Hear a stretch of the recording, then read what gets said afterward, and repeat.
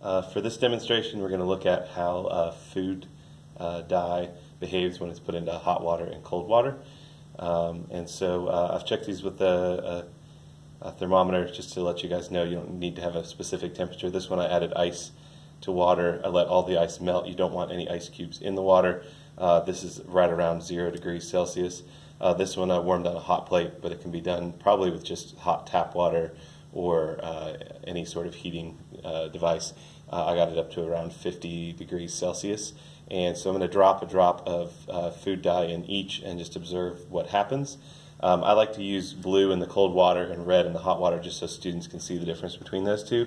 And I also like to add it at the same time so students can kind of see an aspect of time and how it relates to the experiment. So let's just put a couple drops in each one about the same time so we can kind of observe what happens.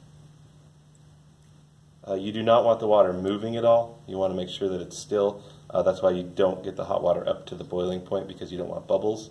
You don't want any stirring, so students are seeing that the only thing affecting the difference in the movement of the dye is the temperature of the water. So the hot water appears to have a lot more movement. It fills up very quickly.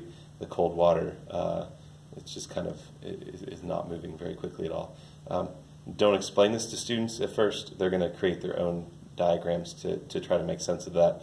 But this is how you kind of set up and run the demonstration so students can see that change.